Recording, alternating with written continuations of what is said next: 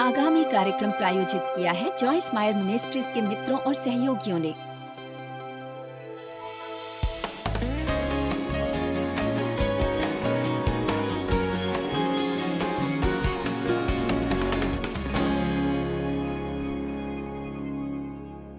क्या कभी तुमने उन दिनों का सामना किया है जब तुमको न लगा हो कि तुम्हें क्या गलत करना है, पर तुम्हें कुछ लोगों के बारे में सोचकर बुरा लगा हो और एहसास हुआ हो मैं ऐसा सोच ही क्यों रहा हूं, पर तुम्हारी सोच बंद हो जाती है और तब तुम्हें लोगों से चिढ़ होने लगती है। उसी तरह मेरे साथ क्या हुआ है, तुम जानते हो शैतान को आक्रमण करना बहुत पसंद है। तुमको वास्तव में पता नहीं होता कि वो कब आक्रमण करने वाला है, और पहली जगह जहां वो आक्रमण करता है वो है तुम्हारा मन, और मन युद्ध भूमि है।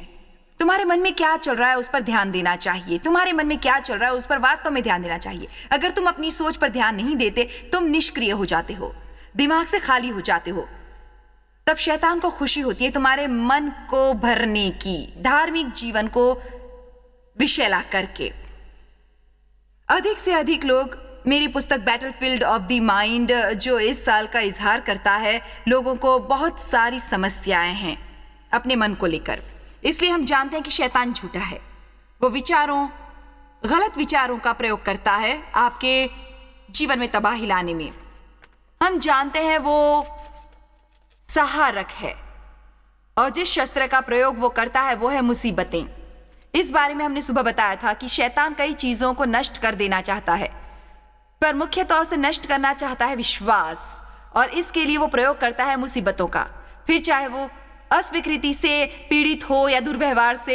जब आप बच्चे होते हैं और साथियों के दबाव से पीड़ित होते हैं, वो आपके शरीर पर हमला करता है यदि वो कर सके। इसीलिए ये जरूरी है आप स्वाभाविक रूप से स्वस्थ हो कि आप हो सकते हैं। तो जब चीजें आपके शरीर पर हमला करती हैं तो आपके पास एक मजबूत प्रतिरक्षा प्रणाली है उनसे लड़ने के लिए। हम वो नहीं करते जब तक कि हम पर कोई आपत्ति नहीं आती। हमें उससे परे जाने की जरूरत है और वास्तव में उन चीजों को करने की जो हमारे लिए सही है। हर समय हर पल शैतान हम पर राज करना चाहता है। उसका निशाना होता है हमारा मन। हम आत्माएं हैं, हम में आत्माएं हैं, हम शरीर में रहते हैं। तुम एक त्रिकोणीय हिस्सा हो। एक पल मेरे साथ सोचो, तुम एक आत्मा हो जिसमें पवित्र आत्मा वास करती है। यही तुम पाते हो परमात्मा, जो बताती है कि तुम सही हो या गलत। यही तुम्हारी परमेश्वर से भेजी होती है और संवाद होते हैं। लेकिन आप में आत्मा है, तुम्हारी आत्मा तुम्हारा मन है, तुम्हारी इच्छा और तुम्हारी भावनाएं हैं, तुम्हारा एक शरीर है। जब हम एक दूसरे को देखते हैं, हम एक दूसरे का शरीर देखते हैं, पर इसके अलावा भी बहुत कुछ है जो हम देखते हैं। हो सकता है तुम्हारी आत्मा अच्छी हालत में हो क्योंकि तुम अपने उद्धारकर्ता के रूप में यीशु को पाते हो और सब कुछ साफ कर दिया है और तुम्हें पवित्र बना दिया है, क्योंकि वहां नहीं रह सकता जहां पवित्रता नहीं है। हो सकता है वास्तव में सही हृदय और सही आत्मा हो, पर फिर भी आत्मा गड़बड़ हो। तुम्हारा मन अभी भी गड़बड़ हो, जिद्दी हो और घमंडी, और भावनाएं अभी भी गड़बड़ हो। और दुख की बात यह है कि तुम्हारी आत्मा में क्या है, और दुख की बात यह है कि तुम्हारी आत्मा में क्या है ये बाहर जाता है तुम्हारे शरीर से, जहां किसी भी ये भला कर सकती है। तुम्हारी आत्मा को ये करना ही पड़ता है क्योंकि तुम्हारी आत्मा के माध्यम से पवित्र आत्मा आएगी। मैं सेवकाई कर रही हूं, पर ज्यादातर मेरे व्यक्तित्व से नहीं आती है, मेरी आवाज से। मुझे इस संदेश के बारे में सोचना पड़ा, मुझे यहाँ का चयन करना पड़ा। बहुत सारे लोगों को बहुत कुछ करने का अवसर मिलता है, पर वो अपनी आत्मा से निपट नहीं पाते। इब्रानियों 4 कहता है केवल परमेश्वर के वचन ही आत्मा और पवित्र आत्मा को विभाजित कर सकते हैं। क्यों ये महत्वपूर्ण है तुम्हारे लिए ये सीखना कि पवित्र आत्मा और आत्मा को विभाजित कैसे करें? सिर्फ इसलिए कि तुम्हारी आत्मा परमेश्वर के बारे में तुम्हें कुछ नहीं बताती, वो सिर्फ तुम्हें तुम्हारे बारे में बताती है। तुम्हारी आत्मा नहीं बताती कि परमेश्वर क्या सोचता है, ये बताती है कि तुम क्या सोचते हो। परमेश्वर क्या अनुभव करता है ये नहीं बताती, ये बताती है तुम क्या अनुभव करते हो। ये तुम्हें नहीं बताती कि परमेश्वर तुम्हें क्या बताना चाहता है, ये बताती है तुम्हें क्या चाहिए। अगर हम ये जानना चाहते हैं कि परमेश्वर क्या सोचते हैं, क्या चाहता है और महसूस करता है, तो हमें परमेश्वर के वचन को अपने जीवन में नंबर 1 की जगह देनी होगी। जो हमें राह दिखाता है ये उससे भी अधिक है। जो मैं सोचती हूँ, तुम सोचते हो, मेरे विचार से ये कारण से भी बड़ा है, इसकी कोई महत्ता नहीं है। कि मैं क्या सोचती हूँ। परमेश्वर का वचन है। मुझे लगता है प्रभु मुझसे प्रेम नहीं करता, खैर वो करता है। मुझे नहीं लगता कि मेरा कोई भविष्य है, खैर वो है। मुझे नहीं लगता कि मैं कभी अपने अतीत से निकल पाऊंगा, खैर निकल सकते हो। इससे भी अधिक लोग बात करते हैं, वो कैसा अनुभव करते हैं। मुझे कभी कभी ताज्जुब होता है कि हम अपनी भावनाओं के परमेश्वर की सेवा कर रहे हैं या बाइबल के परमेश्वर की। मुझे लगता है हमें समझना होगा परमेश्वर के वचन के महत्व को और उसका सम्मान करना होगा। हम क्या चाहते हैं, क्या अनुभव करते हैं। मैं अक्सर पूछती रहती हूँ चीजों के बारे में, जैसे कि यात्रा। जॉयस, हर समय यात्रा करके तुम क्या सोचती हो? खैर मैं ये इसलिए कर पाती हूँ क्योंकि कभी नहीं पूछती कि कैसा लग रहा है। देखा तुमने, तुम बहुत सी तकलीफों में फंस जाते हो जब तुम पूछते हो कैसा लग रहा है। जब तुम अपनी भावनाओं को महत्व देने लगते हो तो अपने आप को नीचे की ओर धकेलने लगते हो। शैतान तुम्हारी भावनाओं का इस्तेमाल करेगा तुम पर नियंत्रण पाने को और परमेश्वर की इच्छा से दूर रखने में। मैं पापुआ न्यू गिनी जा रही थी कुछ महीनों पहले, लंबी यात्रा पर, 40 घंटे की हवाई यात्रा। आने और जाने में जेट लैग का असर हो रहा था। शरीर की बुरी हालत थी। पापुआ गिनी जाने के लिए तुम हमेशा लोग जानना चाहते हैं यदि मैं उत्साहित हूं इस बारे में या किसी भी अलग चीज के बारे में। और दिलचस्प बात यह है कि मैं कभी भी जाने के लिए उत्साहित नहीं थी, पर मैं जाने के लिए प्रतिबद्ध थी। और उत्साह और प्रतिबद्धता में बड़ा अंतर होता है, बहुत ही बड़ा। आमीन। अब छोड़ो भी, तुमने कहा तुम उत्साहित नहीं थी। एक बार मेरा सारा दिन सोना चाहती थी और सारी रात जागना। मैं बिल्कुल भी उत्साहित नहीं थी। मैं बाहर आ गई, मेरे पेट में गुड़गुड़ हो रहा था। मैं प्लेन पर चढ़ गई। 1 घंटे बाद मैं प्लेन में थी, मुझे उल्टियां आने लगी। ये कोई मजाक नहीं था कि आप अगले 22 घंटे प्लेन में गुजारने वाले हो। जब आप अपने पेट से परेशान हो तो एक तकलीफ सी महसूस होती है। नहीं, मैं उत्साहित नहीं थी और इस बारे में शर्मिंदा न होने की कोई बात नहीं है। इसका ये मतलब नहीं कि मेरा दिल सही नहीं, इसका मतलब ये है कि कैसा लगता है। नहीं, मैं उत्साहित नहीं थी और इस बारे में शर्मिंदा होने की कोई बात नहीं है। इसका ये मतलब नहीं कि मेरा दिल सही नहीं, इसका मतलब यह है कि कैसे लगता है कि परे मैंने जीना सीख लिया है। मैं किसी ऐसे को पास चाहूंगी जो प्रतिबद्ध है बजाय उत्साहित होने के। यही होता है बहुत सारी शादियों में, जब उत्साह चला जाता है वो चला जाता है। चलो, अगर आपकी शादी को 10 वर्ष हो चुके हैं, मैं शर्त लगा सकती हूं जब तुम्हारा आदमी आता है तुम्हारे रोंगटे खड़े नहीं होते। लेकिन उम्मीद से भी ज्यादा ये गहरे और गंभीर हो जाते हैं, गौर गंभीर हो जाते हैं। डेव और मेरी शादी को 42.5 वर्ष हो चुके हैं, पर तुम्हें यह बता सकती हूँ कि हम एक दूसरे के प्रति कटिबद्ध हैं। लेकिन शैतान हम पर काबू पाने के लिए मुख्य चीजों के सहारे ढूंढता रहता है और जब इन झूठों पर हम विश्वास कर लेते हैं उसका असर शुरू हो जाता है हमारी भावनाएं। और यदि हम ज्यादा ही भावुक हो जाते हैं तब वो हमारे निर्णय को प्रभावित करने लगता है और सारी बातें गड़बड़ होने लगती हैं। और वो चाहता है कि हम परमेश्वर की इच्छा से स्वतंत्र हो जाए। वो चाहता है कि हम अपनी चीजें स्वयं करें। वो चाहता है कि हम निष्क्रिय हो जाएं। और निष्क्रिय होने का अर्थ है कि तुम अपने निर्णयों में अपनी इच्छा शक्ति का इस्तेमाल नहीं करते और इंतजार करते हो कि कोई बाहरी शक्ति और आपको लगता है कि आप कर रहे हैं। यही एक सबसे बड़ी समस्या है आज, क्योंकि हम और हमारा समाज सुस्त हो गया है। हम परेशान हो जाते हैं अगर लिफ्ट काम नहीं कर रही और हमें सीढ़ियां चढ़नी पड़ती हैं जब हम किसी मॉल में जाते हैं।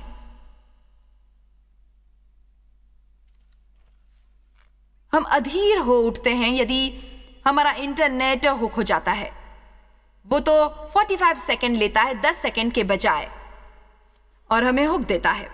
हम गुस्सा हो जाते हैं यदि हमारा सेल फोन आईपॉड के साथ और जिससे आप दुनिया भर से संवाद कर सकते हैं, मेरा मतलब मैं यहाँ बैठकर अपने बेटे से इंडोनेशिया और अफ्रीका और भारत जहां भी हो बात कर सकती हूँ। हम भी इसी तरह आगे पीछे जा रहे हैं, पर आप उस चीज का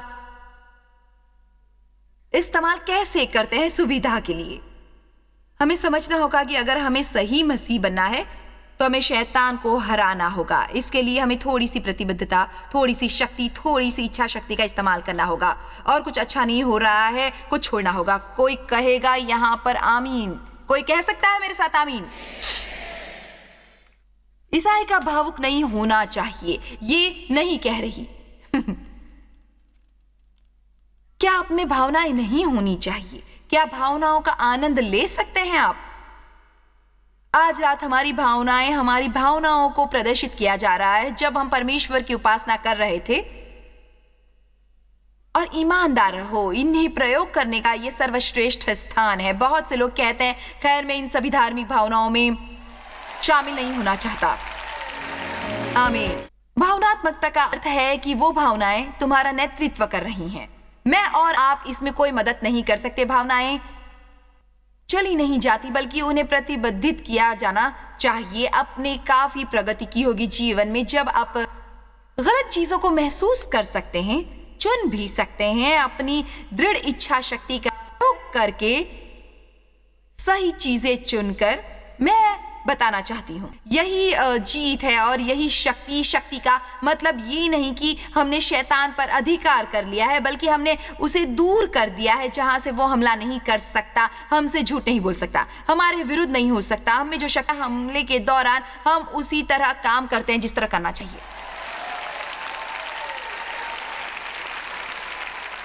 देखो, मुझे लगता है शैतान को रोकना मतलब यदि विश्वास का प्रयोग करके मैं उसे अपने को परेशान करने से दूर रख सकती हूँ। कहा नहीं, जब वो तुम्हें परेशान करेगा तो मैंने तुम्हें शक्ति दी है, उसका प्रयोग करो जब तुम परेशान होते हो। भावुक लोग बहुत गंभीर गलतियां जैसा वो महसूस करते हैं वैसा ही करते हैं, जैसा लगता है वैसे ही निर्णय लेते हैं और अंत तक परमेश्वर की आज्ञा नहीं मानते।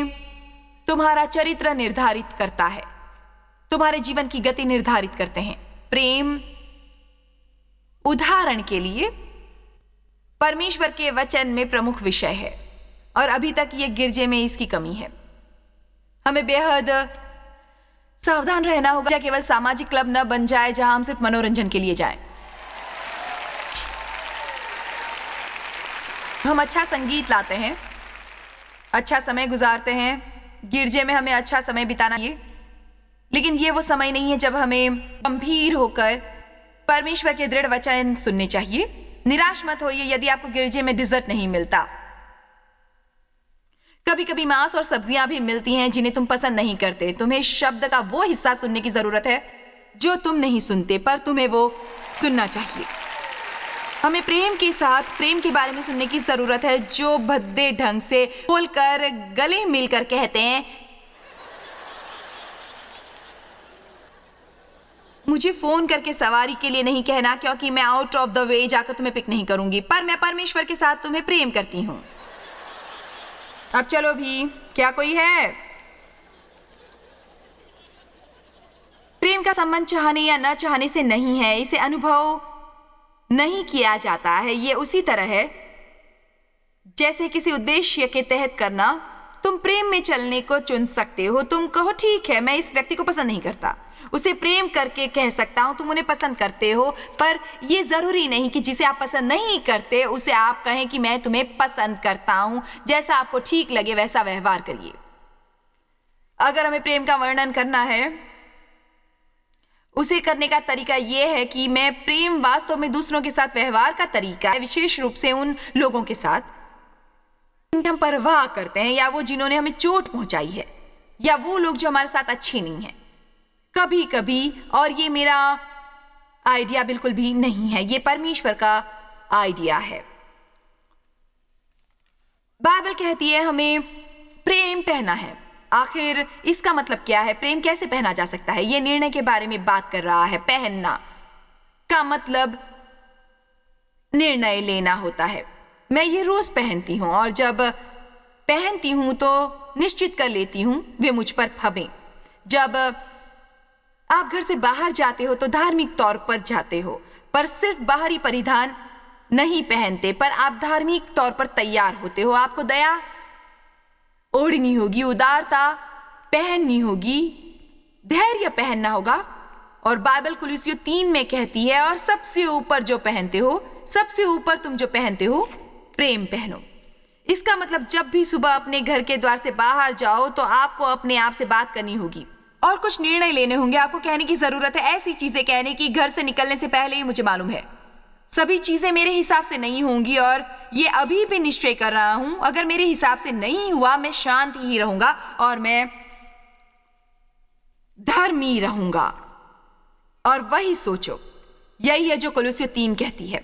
पर हम क्या करते हैं? हम निष्क्रिय हैं, खाली दिमाग हैं। हम उठकर प्रार्थना नहीं करते क्योंकि हम उठना नहीं चाहते, और हमें लंबे समय तक बिस्तर में बने रहना होता है, और तब हम काम पर जाना पसंद नहीं करते, दबाव महसूस करते हैं, अब सब कुछ गलत होता है, हम गुस्सा महसूस करते हैं और सब पर आरोप लगाना शुरू करते हैं, और जाने से पहले हम सब पर चिल्लाते हैं और चीख रहे होते हैं, और फिर ट्रैफिक में फंस जाते हैं और हम हर एक को हाथों से संकेत देते हैं, ये करो, वो करो, ऐसे मत करो।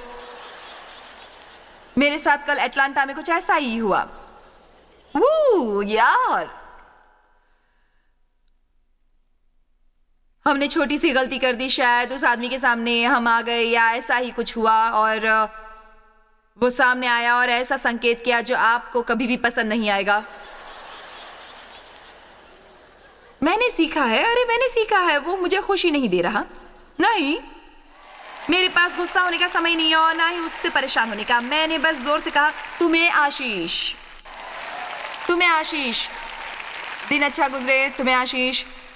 जानते हो क्या, मैं उस बिंदु पर आ चुकी हूं जहां मुझे उन लोगों के लिए अफसोस होता है जो परेशान होते हैं, क्योंकि किसी की वास्तव में गलती घटनावश होती है और उसकी राह में आना थोड़ा सा भी। पर मैं बताती हूं, दुनिया बहुत विस्फोटक है। लोग किसी भी मिनट उड़ाने को तैयार है दबाव के कारण।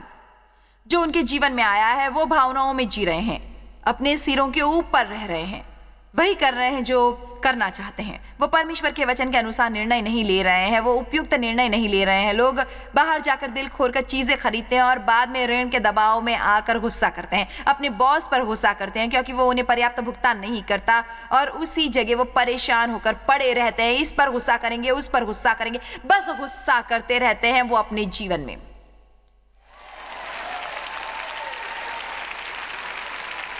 मैं आपको अच्छी चीजें सिखा रही हूं।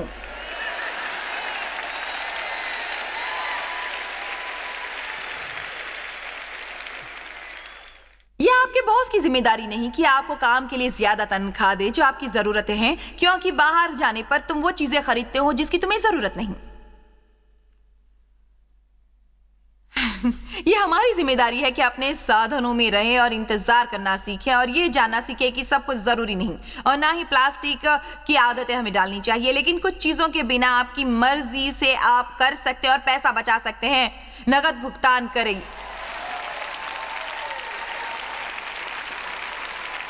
लेकिन जब आप भावनाओं के वश में रहते हैं, मेरे परमेश्वर, आप बाहर जाते हैं, 75% ऑफ सेल का साइन देखते हैं और आप हर वो चीज खरीदने लगते हैं जो आपके बस में होती है। आप उसे छोड़ नहीं पाते। मैं एक औरत के बारे में बताती हूँ जिसके पति ने कहा, हनी तुम्हें शॉपिंग रोकनी होगी, हमें कर्ज चुकाने पड़ते हैं। उसने वादा किया था कि वो बाहर जाकर और कपड़े नहीं खरीदेगी। वो मॉल गई कोई चीज लेने जो उसने पहले से ही ऑर्डर दे रखी थी। उसने एक सुंदर ड्रेस देखी सेल पर और स्टोर के अंदर गई सिर्फ ट्राई करने, ये देखकर कि कैसी लगती है। तुम्हें पता है आपके घर में कैसे आती है चॉकलेट, फज, ब्राउनीज। वो चीजें सिर्फ देखने के लिए आती हैं, खाने के लिए नहीं आती। आप चाहते हैं वो सिर्फ दिखें, आप बिल्कुल भी खाना नहीं चाहते उन चीजों को। ओ खैर, मैं अपने बच्चों के लिए केक मिक्स ला रही हूं। नहीं तुम नहीं, अगर आप अपने बच्चों को केक देना चाहते हैं तो उन्हें बाहर ले जाइए, उन्हें खिलाइए, पर उसे घर लाकर बैठे और उन्हें ताकते मत रहिए। वैसे भी वो घर गई ड्रेस के साथ और इसी उम्मीद के साथ कि उसे पति नहीं देखेंगे, पर उसने उसे देख लिया। मैंने सोचा था तुमने वादा किया है तुम और कपड़े नहीं खरीदोगी। पति ने कहा, पर ये ड्रेस सेल पर थी, मैंने इसे ट्राई किया और मुझ पर अच्छी लगी थी, मैं अपने को रोक नहीं पाई। और पति ने कहा, तुमने कहना चाहिए था शैतान मुझसे पीछा छुड़ा। और उसने कहा, मैंने कहा था। उसने कहा, ये पीछे से ज्यादा अच्छी लग रही है।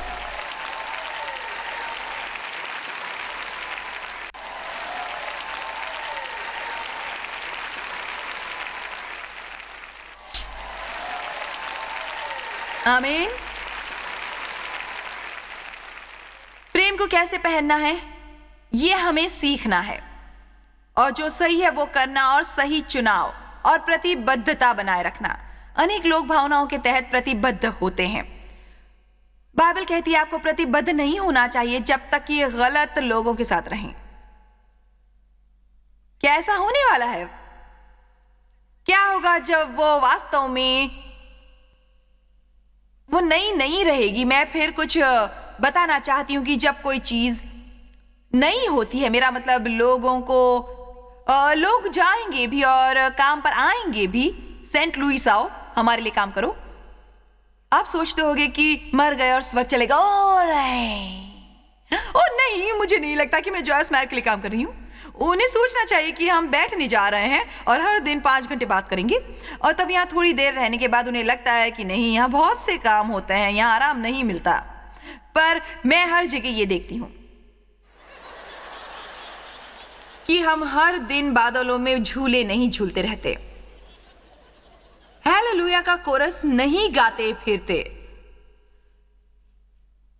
लेकिन हम काम करते हैं और करते हैं, उत्सुकता की उम्मीद करते हैं। यह आश्चर्यजनक है।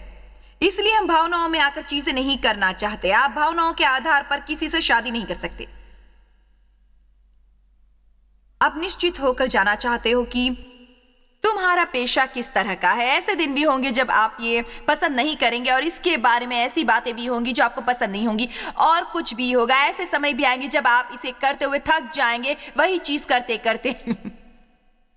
जब चीजें अपना नयापन खो देती हैं तो हमें पता चलता है कि कौन वास्तव में प्रतिबद्ध है।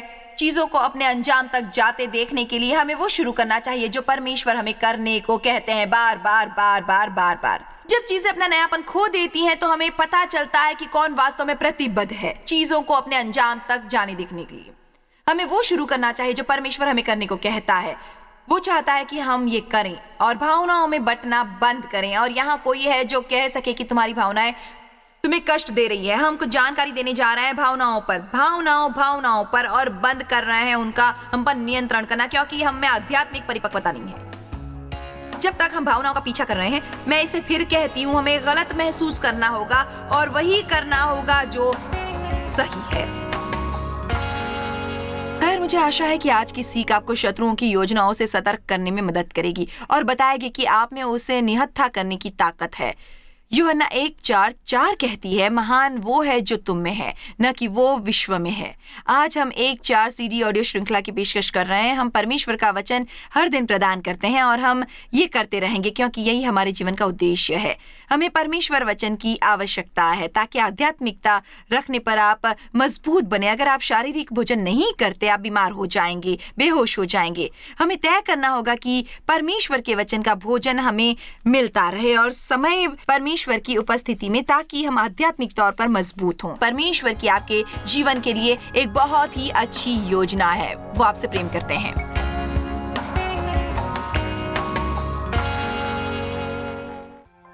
जॉयस मायर मिनिस्ट्रीज में आप हमारे लिए बहुत ही कीमती हैं, जितना कि आप जानते हैं। हम आपकी सराहना करते हैं और इस सेविकाई को दुनिया भर में संभव बनाने के लिए हम अपने दोस्तों और सहभागियों को धन्यवाद देते हैं। हम साथ मिलकर भूखों को खाना खिलाते हैं, गरीबों को कपड़े देते हैं और कई देशों में सुसमाचार बांटते हैं। अपना प्रार्थना निवेदन भेजने के लिए कृपया आज ही संपर्क कीजिए joycemeyer.org पर। हमारे स्रोतों के बारे में और भी जानिए। जॉयस की सभाओं की सूची देखिए हमारे साथ सहभागी बनने के लिए, क्योंकि हम दुनिया भर में मसीह के प्रेम को बांटते हैं। इसका खर्च उठाया है जॉयस मायर मिनिस्ट्रीज के मित्रों और सहयोगियों ने।